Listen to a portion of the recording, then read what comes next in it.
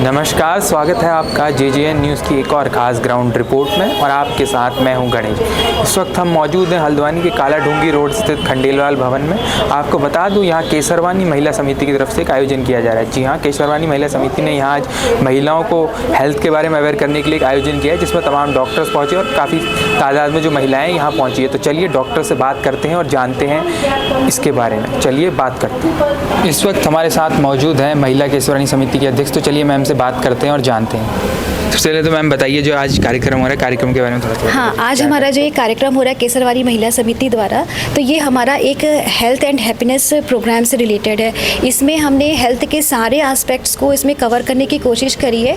तो हमारे साथ जो विशेषज्ञ होंगे, एक आयुर्वेद से कैसे हम कैंसर से बच सकते हैं, दूसरा फिजियोथेरेपी से हम कैसे हमारी जो मांसपेशियाँ हैं उनसे हम एक्सरसाइज से हम ठीक कर सकते हैं, इसके हमारे विशेषज्ञ आए हुए हैं। और तीसरा हमने मिलेट्स के ऊपर इसमें मेन ध्यान दिया है कि हमारे खान पान से हम कैसे उसको ठीक कर सकते हैं। और जो हमारे एक और है मेन मेंटल हेल्थ से, तो उससे भी हमारे विशेषज्ञ आए हुए हैं। तो वो मेंटल हेल्थ जो आजकल का परिवेश स्ट्रेस वाला हो रहा है, लोग अधिकतर तनाव की ओर जा रहे हैं, उससे महिलाएं कैसे मुक्त हो सकती हैं, तो उसका भी हमने अपने प्रोग्राम में सभी को इंक्लूड किया हुआ है। और मेन मेरा जो इसमें रहा है वो मिलेट के ऊपर, जो आज मैं अपनी सभी सदस्यों को लोगों को बताऊंगी, क्योंकि जो डॉक्टर खादरवली जो पद्म भूषण से सम्मानित किए गए हैं, तो उनसे प्रेरित होकर के मैंने मन में आया कि मिलेट जैसी इतनी अच्छी चीज़ से लोगों को अवगत कराया जाए, अवेयर कराया जाए, क्योंकि हमारी जो मोस्टली जो आजकल घरों में बीमारियां हो रही हैं वो गलत खान पान से हो रही है। और गेहूँ चावल जो हम खाते हैं, ग्लूटेन जैसे अनाज हम खाते हैं, तो उसकी वजह से ही हमारे घरों में प्रॉब्लम्स ये आ रही है। तो गेहूँ और चावल हमें क्यों नहीं खाना चाहिए और मिलेट्स को क्यों खाना चाहिए, तो इसके बारे में मैं उन लोगों को बताऊँगी। और कुछ मैं अपने व्यंजन भी उसके बना करके लेके आई हूँ और मिलेट्स भी लेके आई हूँ, ताकि लोग उसको टेस्ट करें। जब वो टेस्ट करके खाएंगे तो उन्हें इसका पता चलेगा। और मिलेट्स भी लेके आई हूँ ताकि वो अपने घर में इसको बनाएं। जैसे मैं आपने मिलेट्स का जिक्र किया, जो प्रधानमंत्री वो भी मिलेट्स को प्रमोट करते हैं, तो आज के टाइम में जैसे युवा हम देखते हैं फास्ट फूड की तरफ काफ़ी आकर्षित होते हैं, तो इसमें मिलेट्स हमारी हेल्थ के लिए क्यों इम्पोर्टेंट है? युवाओं को क्या मैसेज है? हाँ, देखिए, मैं युवाओं को वो ये मैसेज देना चाहती हूँ कि वो लोग जनरली बच्चे क्या खाते हैं आजकल, आपका ये पास्ता हो गया, पिज़्ज़ा हो गया, चाउमीन हो गया, बर्गर हो गया, जो मोस्टली हमारे ये ना मैदे से बनते हैं और इसको खा करके वो ग्लूकोज प्रोड्यूस होता है उनकी बॉडी में ज़्यादा मात्रा में। तो लेकिन जो आइटम बच्चे स्नैक्स खाते हैं, हम वही आइटम इन मिलेट से भी बना सकते हैं। तो इसकी भी हम प्रॉपर इनको महिलाओं को बताएंगे कि आप मिलेट से सिर्फ आप केवल घर में जो आप दलिया पोहा वगैरह बनाते हैं वो भी नहीं बना सकते। आप इससे आप पिज़्ज़ा भी बना सकते हो, बर्गर भी बना सकते हो, बिस्किट भी बना सकते हो, और आप पास्ता चाउमीन सब इन मिलेट से बना सकते हो। तो ऐसा नहीं है कि हम जब गेहूं और चावल और मैदा से बनी हुई चीज़ों को ही हम खाएंगे तभी हम स्वस्थ रहेंगे, ऐसा नहीं है। देखिए, मेरा ये कहना है कि अगर आप अपना खान पान सही कर लेंगे, तो आप मान लीजिए बीमार हैं तो आप दवाइयाँ आपको इफ़ेक्ट करेंगी, पर अगर आपका खान पान गलत है तो आप कितना भी दवाइयाँ खा लेंगी तो दवाइयाँ आपको कोई भी आपको ठीक नहीं कर सकती है। तो इसलिए सबसे पहले तो मैं तो यही कहूँगी कि आप सबसे पहले अपना खान पान अच्छा कीजिए, तो उससे आपकी लाइफ भी अच्छी होगी और स्ट्रेस फ्री लाइफ होगी आपकी। मेंटल हेल्थ से रिलेटेड क्वेश्चन पूछे जाएंगे। जैसे मेंटल हेल्थ को लेकर आज भी काफ़ी ज़्यादा टैबू है, जैसे डिप्रेशन या किसी को होता है तो लोग वो नहीं करते, बताते। समाज में अगर जैसे कोई बताता भी है तो उस चीज़ का एक तरह से मजाक उड़ाया जाता है कि ये पागल हो गया। जैसे कई सारी चीज़ उसके अंदर मेंटल इश्यूज़ आते हैं, तो सुसाइड केसेस वगैरह भी बढ़ते हैं। जैसे कोटा में भी रिसेंटली काफ़ी सारे केसेस आए हैं, तो उसके बारे में मैम थोड़ा सा बताइए दर्शकों को कि कितना इंपॉर्टेंट है कि लोगों इसके बारे में अवेयर किया जाए। हाँ जी, नहीं, आजकल युवाओं को तो मेंटल स्ट्रेस बहुत ज़्यादा हो रहा है, क्योंकि उनको फ्रस्ट्रेशन हो जाता है। कंपटीशन सबसे बड़ा उनको लगता है, कंपटीशन है और हमें अच्छा मार्क्स लेकर के आने हैं, और बहुत सारी चीज़ें होती इंक्लूड होती है उनको। तो मेंटल स्ट्रेस के लिए सबसे पहले बच्चों को ये कहूँगी कि आप अपने परिवार से, अपने पेरेंट्स से जो है उनसे फ्री रहिए। कोई भी परेशानी है आप अपने पेरेंट्स को सबसे पहले बताइए, क्योंकि वो आपको आपकी सारी परेशानियों से दूर करेंगे। दूसरा मैं ये भी कहना चाहूँगी कि परिवार के साथ साथ आप मतलब खुश कैसे रह सकते हैं, अपने आप को जो इंटरेस्ट की चीज़ें उसमें आप अपना मन लगाइए। तो सारी चीज़ों की जो जड़ होती है वो मन है। तो अगर आप पॉजिटिव थिंकिंग करेंगे, तो आप जब पॉजिटिव सोचेंगे तो पॉजिटिव काम करेंगे। तो सबसे पहला हमारा जो होता है एनर्जी थॉट्स पे ही वर्क करती है। तो अगर आप थॉट्स आपके पॉजिटिव आप रखो, तो आप डेफिनेटली आप स्ट्रेस नहीं रहोगे और दूसरों को भी स्ट्रेस फ्री कर सकते हो जो डिप्रेस्ड हो रहे हैं। नमस्कार मैम, आपका नाम? मेरा नाम डॉक्टर अंकिता गुप्ता। मैम, आपकी किस चीज़ में एक्सपर्टीज़ है और जो आयोजन किया जा रहा है यहाँ केसरवानी महिला समिति की तरफ से, इसके बारे में आप क्या कहेंगे? मैं BMS MS हूँ। मेरा MS पुणे महाराष्ट्र से हुआ है। मेरा यहाँ पे क्लिनिक है मुखानी में, श्री विश्व प्रांगण आयुर्वेदिक हॉस्पिटल के नाम से एंड पंचकर्म सेंटर। आज यहाँ पे मुझे आमंत्रित किया गया है वुमेंस डे के सानिध्य में, जिसमें मैं महिलाओं के स्वास्थ्य संबंधी जितनी भी परेशानियाँ होती हैं, साथ में female related cancer like cervical cancer, breast cancer, इस तरीके से जो बीमारियाँ हैं जो आजकल हो रही हैं, इनसे प्रिवेंशन कैसे किया जाए आयुर्वेद के माध्यम से, इसके विषय में अपने विचार व्यक्त करूँगी। हम कैंसर जैसे हम देख रहे हैं पिछले कुछ सालों में कैंसर जो है काफ़ी बड़ी बीमारी बना है और जगह जगह हो रहा है, तो इसके बारे में सबसे पहले तो जो लोग हैं वो अभी भी इतना अवेयरनेस नहीं है, स्पेशली इंडिया में, तो इसके बारे में क्या कहें? देखिए, कैंसर ये दो शब्द से मिलकर बना है, C डैश आंसर, मीन्स कि इसका क्या हमको can we find the answer for cancer, ये एक क्वेश्चन मार्क है अभी भी। और कैंसर मेनली ज़्यादातर पहले तो ऐसा होता था कि कैंसर ये विदेशों की बीमारी है, इंडिया में इतना नहीं होता है, लेकिन आज के समय में इंडिया में इसके केसेस ज़्यादा मिल रहे हैं। तो इसका जो मेन रीज़न है ये हमारे खाने पीने पे डिपेंड है, क्योंकि ज़रूरी नहीं है कि आप टबैको खाते हैं तो ही आपको कैंसर होता है। बहुत सारे ऐसे लोग हैं जो सादा खाना खाते हैं, ड्रिंक नहीं करते हैं, स्मोकिंग नहीं करते हैं, फिर भी उनको कैंसर होता है। तो हमारा जो खाना है आजकल, जो धान जो अन्न जो हम लोग खा रहे हैं वो हाइब्रिड हो रहा है और उसमें फर्टिलाइज़र्स का इस्तेमाल हो रहा है। तो मेरा जो आज का लेक्चर है वो ऑर्गेनिक फूड के ऊपर रहेगा कि अगर हम ऑर्गेनिक डाइट अपनाएंगे और अपना रूटीन ठीक करेंगे तो कैंसर जैसी बीमारियों से हम बच सकते हैं। आयुर्वेदा, जैसे आपने ऑर्गेनिक फूड का भी जिक्र किया, तो ये चीज़ें कितनी इंपॉर्टेंट है कि कैंसर से लड़ने के लिए? देखिए, बहुत ज़्यादा इंपॉर्टेंट है। कैंसर क्या है? आयुर्वेद के अनुसार ये विष है, पॉइजन है, जो धीरे धीरे कैंसर होता क्या है? कैंसर एक गांठ है जो हमारे शरीर में अननेचुरली एबनॉर्मली जिसकी ग्रोथ होती है और बॉडी की ग्रोथ कम होती जाती है। बॉडी का जो पोषण है वो लेके वो गांठ बढ़ती रहती है और अपना साइज़ इंक्रीज़ करती रहती है। तो उसके लिए हम आयुर्वेद से कैसे लड़ें? तो उसके लिए मेन जो है फर्स्ट स्टेप है प्रिवेंशन, कि हमको प्रिवेंशन करना है तो हम आपको अपनी डाइट इम्प्रूव करनी है। लाइक हम मेडिकल इंश्योरेंस करते हैं तो हम बहुत ही सिंसियरली हर साल उसमें पैसा भरते हैं कि हमें बीमारी हो गई तो हमें वहाँ से पैसा मिल जाएगा, लेकिन क्या हम उससे पहले अपने खाने पे अगर खर्चा करेंगे तो हमको बीमारी होगी ही नहीं। हम सोचते हैं ऑर्गेनिक फूड तो बहुत महंगा आएगा, डबल रेट का होगा, लेकिन अगर हम उस पर पैसा खर्च करेंगे और अपनी डाइट बैलेंस करेंगे, जो डाइट हमारी ब्लड को ख़राब करती है वो डायरेक्ट कैंसर कॉज करती है। तो ऐसी डाइट जो ब्लड को ख़राब ना करे, जैसे कि ऑर्गेनिक फूड हो गया या नॉन हाइब्रिड डाइट हो गई, या फीमेल्स के बात करें तो फीमेल्स की जो मेंस्ट्रुअल साइकिल होती है उसके उस 5 डेज़ में कुछ एक स्पेशल रेजिमेन होता है जिसके बारे में मैं बात करूंगी। उसको अगर फीमेल्स फॉलो करती हैं, मेंसेस के टाइम पे रेस्ट लेती हैं या बाहर का खाना नहीं खाती हैं, इस तरीके की डाइट फॉलो करती हैं, प्लस गुड़ूची एक हर्ब है गुड़ूची, अगर हम डेली उसको हम अपने खाने में यूज़ करें, लाइक कि उसकी दाल बना के उसके लीव्स की या उसके जड़ की हम चाय बना के रोज़ पिएं, तो छोटी छोटी जो नुस्खे हैं इनसे हम कैंसर से बच सकते हैं। लेकिन पहला जो इसका मेन प्रिवेंशन है वो है organic food, organic milk, organic diet and आपका हेल्दी रूटीन। कैंसर को लेकर काफ़ी सारे मिथ है कि क्योर होता है कि नहीं, एक बार हो गया तो नहीं होता, ऐसे करके, तो आप क्या बताना चाहेंगे दर्शकों को कि कितना क्यूरेबल ये डिजीज़ है, क्या क्यूरेबल है? क्योंकि काफ़ी ज़्यादा इसके बारे में भ्रांति है। देखिए, कैंसर कई स्टेजेस में होता है, हमको कितनी जल्दी पता चला है कि हमको कैंसर है इस पर डिपेंड करता है। तो अगर हमें फर्स्ट स्टेज में पता चल गया है तो अगर हम उसमें कीमोथेरेपी ले भी रहे हैं तो कीमो के साथ साथ अगर हम आयुर्वेदिक ट्रीटमेंट करेंगे तो कीमो से होने वाले जो साइड इफ़ेक्ट हैं हम उससे भी बच सकते हैं, और साथ साथ में कीमो के द्वारा या रेडिएशन के द्वारा जो कैंसर की गांठ है उसको जला सकते हैं। तो दोनों ट्रीटमेंट्स के साथ में भी ट्रीटमेंट हो सकता है, और अगर हम चाहें कि हम एलोपैथी ट्रीटमेंट ना लें, सिर्फ आयुर्वेद से ठीक करना चाहें तो उससे भी ठीक हो सकता है। और इसमें सबसे जो इम्पॉर्टेंट पार्ट है वो है हमारी पॉजिटिविटी। अगर हमने पॉजिटिविटी खो दी स्टार्टिंग में, हमने ये सोच लिया कि मुझे कैंसर हो गया तो अब मैं बचूंगा नहीं, तो फिर थोड़ा सा मुश्किल हो जाता है। तो अपने डाइट के साथ साथ योगा, प्राणायाम, मेंटल पीस, इन सब चीज़ों के साथ साथ अगर हम अपनी डाइट को अच्छा करेंगे तो कैंसर से बच सकते हैं। मैम, लास्ट एक क्वेश्चन कि कुछ सिम्टम्स, स्पेशली महिलाओं के लिए कि कैसे डायग्नोस कर उन्हें पता लगे कि कैंसर, वो कहीं ना कहीं कैंसर का शिकार हो गई है, कैसे वो आइडेंटिफाई करें? अगर आप कुछ 4-5 पॉइंटर्स बताना चाहें स्पेशली फॉर देखिए, कैंसर का जो मेन सिम्टम होता है, पहला कि भूख कम हो जाना, शरीर का वज़न गिरना, वेट लॉस होने लगता है, बॉडी का जो तेज होता है, एक होता है ना कि ग्लो होता है, वो डाउन होने लगता है, अनएक्सप्लेन वेट लॉस होने लगता है, या फीमेल्स में कभी कभी ब्लीडिंग, मेनोपॉज हो जाता है, उसके बाद अचानक ब्लीडिंग शुरू हो जाती है, या किसी किसी का यूट्रस रिमूव हो जाता है तो उसके बाद उसको ब्रेस्ट में गांठें हो जाती हैं, या नहीं भी रिमूव होता है तो उन्होंने ब्रेस्ट में गांठ हो जाती है तो उसका आप टेस्ट करें तो उसमें 2 टाइप होता है, एक मैलिग्नेंट और एक नॉन मैलिग्नेंट, तो वो आपको टेस्ट के माध्यम से पता चलता है। मेन सिम्टम है भूख ना लगना, वेट लॉस होना, लेकिन ऐसा नहीं है कि सिर्फ ये 2 सिम्टम कैंसर में ही होते हैं, ऐसा विटामिन B12 डेफिशिएंसी या थायराइड में भी होता है। तो ऐसा नहीं है कि आपको ये सोच लेना है कि ये है तो मुझे कैंसर हो सकता है, नहीं, आप अपने डॉक्टर के पास जाइए, अपनी जांच कराइए। अगर बहुत लंबे समय तक ये प्रॉब्लम आपको है तो इसको आप रूल आउट करिए, इसको लाइटली मत लीजिए।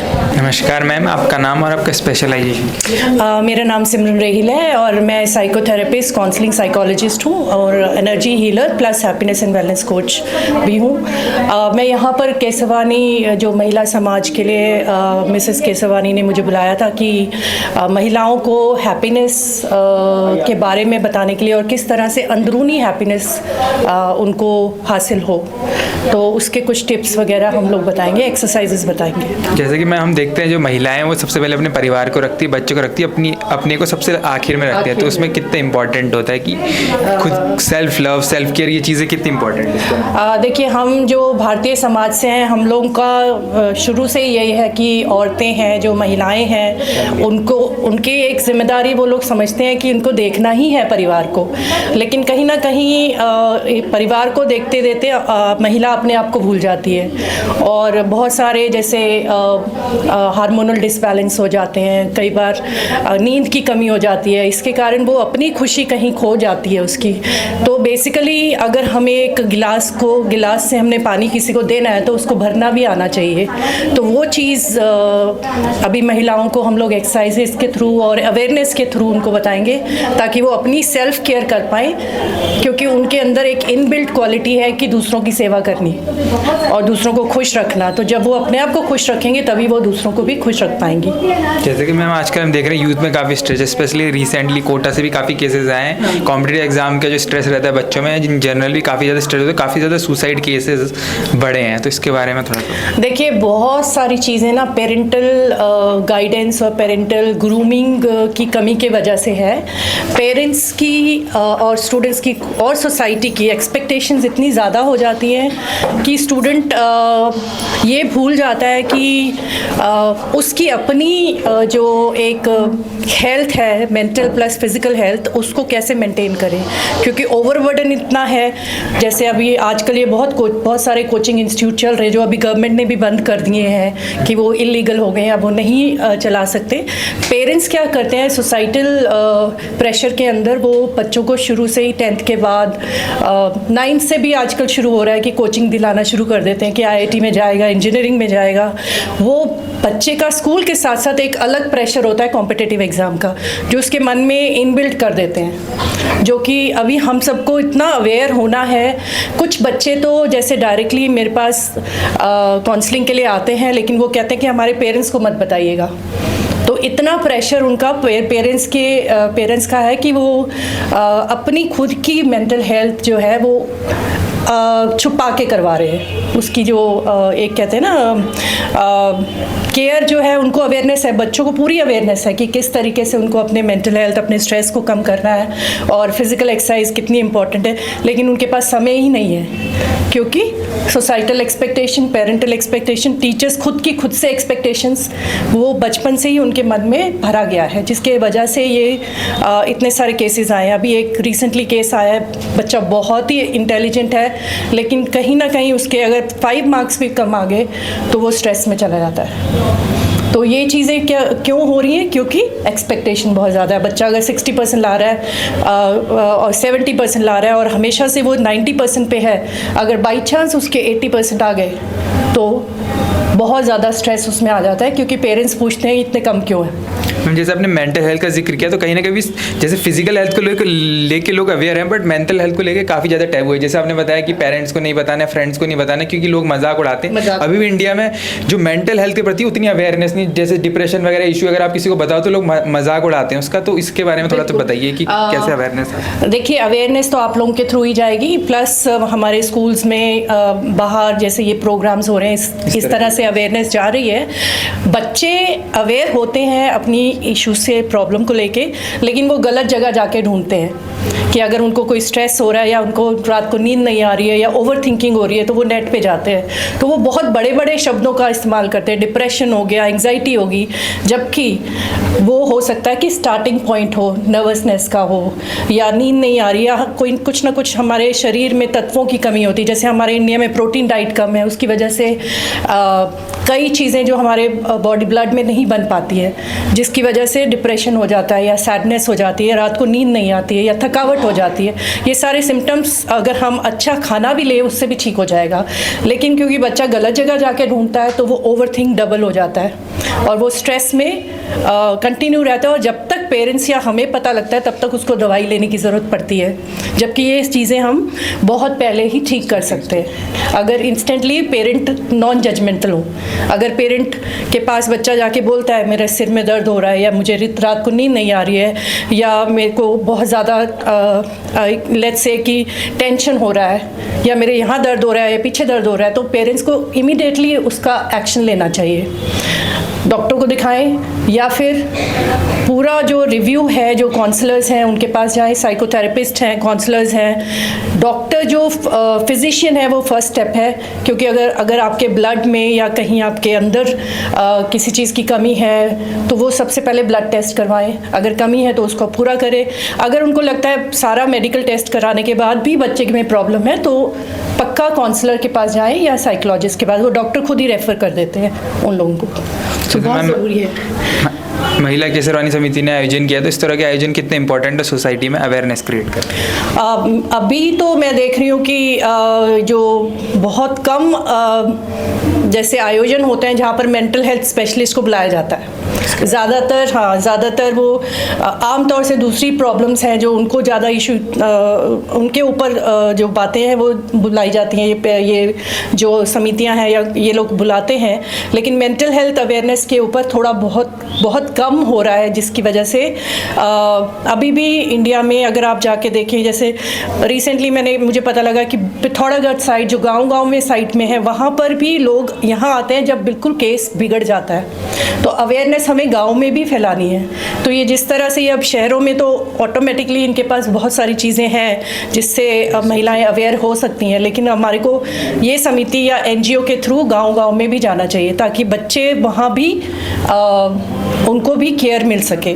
क्योंकि ग्लोबलाइजेशन हो गई है, हर जगह मोबाइल पे बच्चा है, फिज़िकल एक्सरसाइजेस कम है, खाने के रिसोर्सेज कम है, जिसकी वजह से मेंटल हेल्थ के ऊपर इम्पैक्ट पड़ता है और ओवर थिंकिंग होती है। स्टूडेंट्स और यूथ जैसे कि आजकल ज़्यादा कंपटीशन स्ट्रेस है, तो कुछ टिप्स देना चाहेंगे कैसे स्ट्रेस फ्री रहें? कोई भी 4-5 पॉइंटर्स आप बताना चाहिए। सबसे पहले तो अपनी लाइफ को स्ट्रक्चर करना बहुत ज़रूरी है, और ये स्ट्रक्चर जो होता है नींद से शुरू होता है, ये मॉर्निंग सुबह से नहीं शुरू होता, ये एक दिन पहले से शुरू होता है कि रात को आपने सोना कैसे है।